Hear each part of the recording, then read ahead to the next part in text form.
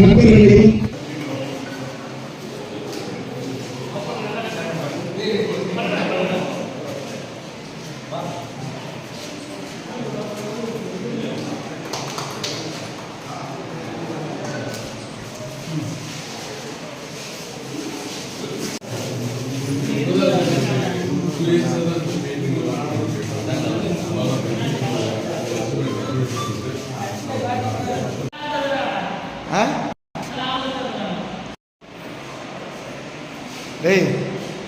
வர்றா அனுப்பலாம் நிகழ்ச்சி தான்டா.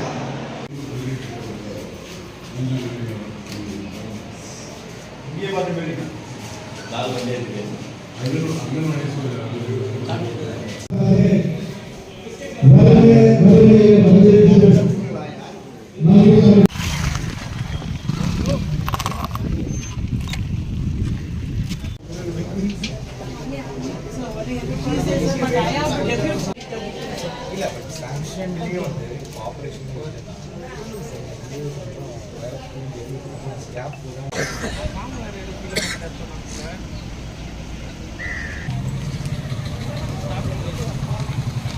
சாப்பிட்டு போலாமா? நேரா நீ ஆஃபீஸ் போறியா இல்ல கொரியர் போறியா?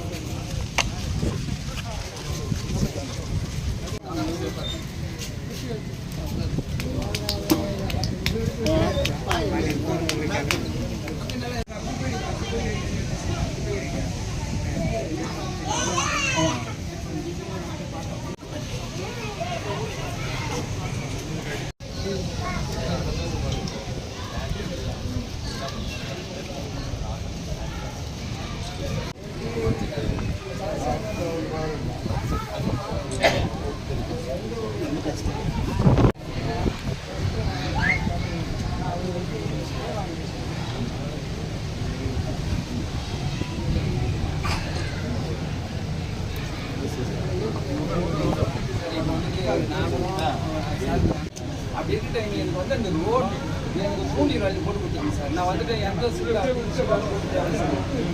எனக்கு வந்து இந்த ரோடு மட்டும் எனக்கு போட்டு கொடுத்துருங்க சார். நான் போடல சார். நீங்கள் பார்த்து தூண்டி போட்ட சார் மண்ணு கையில் போயிடுங்க சார்.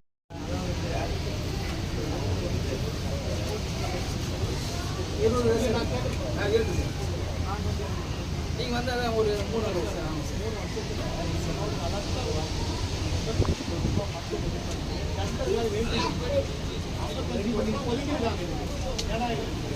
ஆமாம் போட்டு போயிட்டு ரோடு வந்து 20 வருஷம் தாண்டினா ரோடு வந்து பப்ளிக்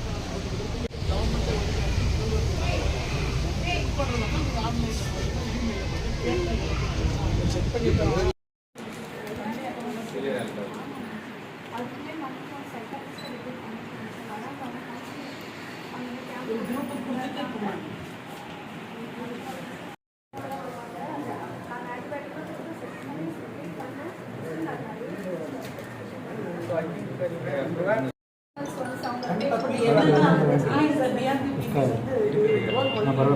பெரிய இன்ஸ்டிடியூஷன்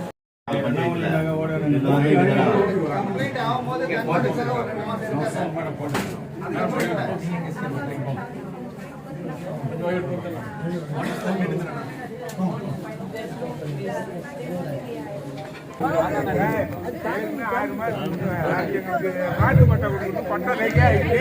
இது வந்து டாக்டர் படிச்சாரு படிச்ச பட்டை திரும்பி போயிட்டு நாங்க 6 மாசமா சுற்றுறோம். பட்டம் கையில்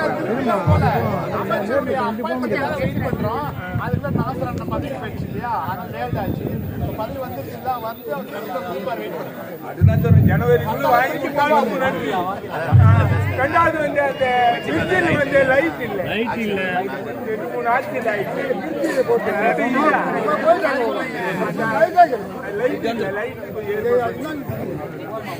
எங்களுக்கு வயல அதுவிட சார் எங்களுக்கு முக்கியம் பட்டா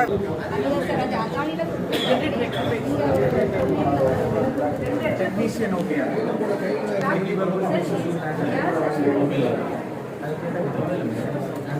வேற என்ன